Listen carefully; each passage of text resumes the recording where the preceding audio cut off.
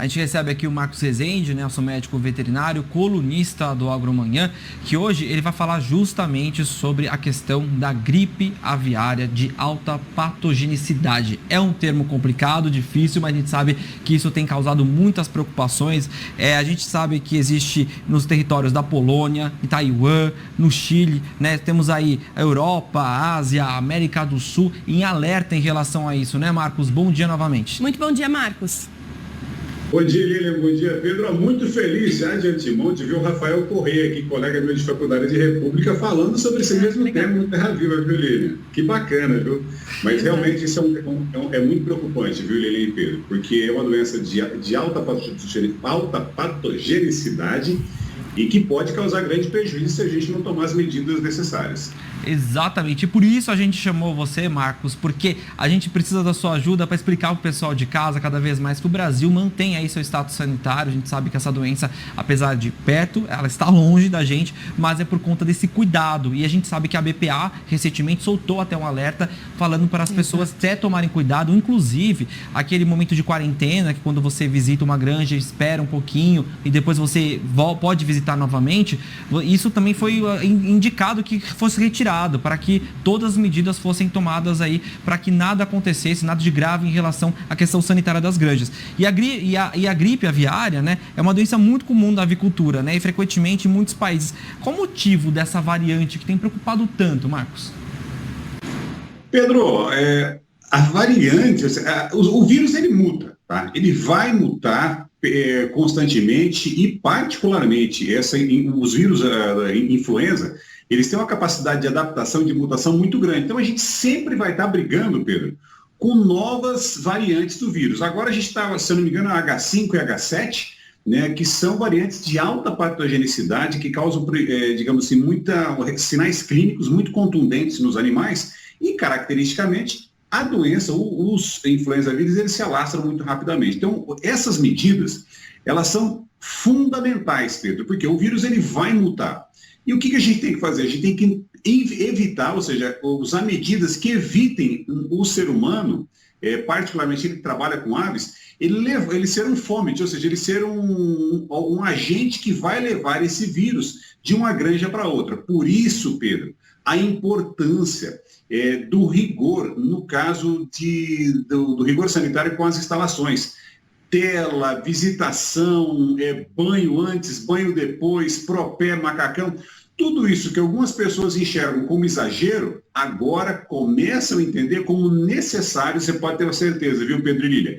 Vai aumentar o rigor, porque os vírus a cada dia vão ficar mais virulentos. É verdade. Marcos, você estava falando aí que a gente começou com o Rafael, foi de propósito, viu? Para o Rafael já trazer essa introdução aqui do tema, para a gente poder trazer para o nosso telespectador mais informações, né? E aí, voltando um pouquinho aqui do que a gente já está falando, conta para a gente, assim, quais são os sintomas, né? O que a gripe aviária traz para o animal? Vamos pensar, Lilian, gripe, o nome já ajuda a gente. Então, ou seja, os animais ficam com elevação de temperatura, febre, tem coriza, ou seja, sinais respiratórios, muda a frequência respiratória, a amplitude respiratória, o produtor, tomara que não veja, né? Mas nos casos das aves doentes, eles têm mais dificuldade de respirar, algum som ao respirar, e algumas aves podem apresentar sinais nervosos, ou seja, o animal fica com incoordenação motor ou até alguns ataques, e também pode ter diarreia.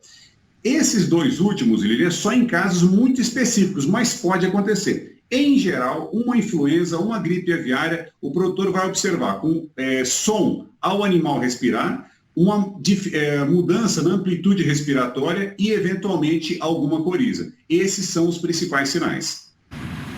Agora, a gente falou sobre os sinais, sobre os sintomas, mas, Marcos, em síntese, o que é a gripe aviária?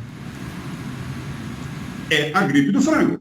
Resumindo assim, tá, frango? Pedro, ou seja, é o frango que adquire um vírus e manifesta sinais clínicos característicos que nós, seres humanos, temos na gripe, que é elevação de temperatura, sinais clínicos respiratórios, pode haver também sinais gastrointestinais, e a consequência disso, Pedro, é animal diminuindo a sua capacidade produtiva e reprodutiva e a morte. Só que o grande problema, se simplesmente o animal deixasse parasse de crescer ou simplesmente deixasse se reproduzir, seria uma coisa, só que ela se alastra muito rapidamente. E acontecendo isso em um país que tem uma avicultura industrial tão poderosa como a nossa, seria uma catástrofe econômica. Então, por isso a necessidade da gente evitar que essa doença entre no país e, caso ela entre, Deus nos livre disso, que nós sejamos rápidos o suficiente para mitigar a possibilidade de um surto ainda maior.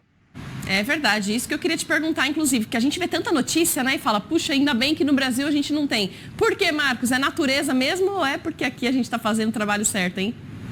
Eu acho que os dois, viu, Lilian? A gente primeiro como diz, a gente é abençoado por Deus. Nesse caso, Lilian, a bênção o Brasil não é pouso de aves de fluxo migratório. Ou seja, são muito poucas aves de fluxo migratório que tem no Brasil o seu pouso. Então, isso é muito tranquilo. Diferente do que acontece em alguns países da América do Norte, na Ásia, África, que é uma constante. Aqui são poucas aves que fazem isso, é muito fácil a gente acompanhar. Segundo ponto, né, Lilian, é que apesar de ter algumas poucas aves que fazem fluxo migratório utilizando o Brasil, quando as autoridades sanitárias monitoram tudo isso. E aí a gente faz o serviço de casa. Então, Papai do Céu nos ajudou muito, mas a turma aqui do Ministério da Agricultura, Pecuária, Abastecimento, os veterinários, o Serviço de Fiscalização, tem feito um trabalho exemplar para todo mundo. Com certeza, com a ajuda de todo esse complexo aí que nós estamos vendo, são produtores, nas granjas, né, médicos veterinários, enfim, nós sabemos que nós temos um serviço sanitário exemplar, mas existem muitas pessoas que assistem a gente, que são até mesmo da cidade e ficam preocupados quando a gente fala de algumas doenças. A gente vai falar agora dos riscos para os seres humanos. Marcos, existe algum problema desse contágio? Carne contaminada? Explica para as pessoas exatamente o que é a gripe aviária para o lado do ser humano e também do consumidor. Vamos começar tranquilizando em relação ao consumo dos produtos de aves, viu, Pedro? Não tem risco nenhum, tá, Pedro? Primeiro ponto, porque a carne o frango que vira carne ou a galinha que produz ovos, todos esses produtos são certificados e que estão livres de qualquer patógeno. Então, pode continuar consumindo sem medo e aproveitando esse sabor maravilhoso dessa carne. Agora, o risco da gente contrair essa doença, Pedro, também é muito pequeno, porque a influenza aviária, ela é transmitida pelo contato muito próximo do ser humano com as aves. E aí a gente dá o exemplo de países que têm como costume ter aves dentro de casa até por uma questão cultural e também por uma questão de aquecimento, ou seja, se aquecer do frio. Não é o nosso caso. Então, não corremos grande risco de gripe aviária em seres humanos. Porém, o risco existe, viu, Pedro? E aí, o risco fica maior com aqueles agentes que trabalham com aves, como as pessoas, como os produtores, como os trabalhadores de galpões, os médicos veterinários, que para isso usam macacão, propé, luva e máscara para evitar o contágio caso as aves fiquem doentes. Obrigada, viu, por esses esclarecimentos todos aqui, importantíssimo, né? A gente trazer tanto para quem é criador, para quem vive no campo, mas também para quem vive na cidade. Então a gente te agradece por esclarecer mais um tema importante aqui pra gente. E quinta-feira, véspera de Natal, você vai estar trabalhando aqui com a gente também? Com toda certeza, marcando ponta, não pode faltar. O agro não para nele. Eu quero toda essa coragem também no meu plantão de Ano Novo, viu? Estaremos aqui juntos então, Marcos. Até lá, um ótimo dia para você. Valeu, meu amigo, um abraço para você. Como vou te ver no Natal, um bom Natal para você e para sua família. Obrigado.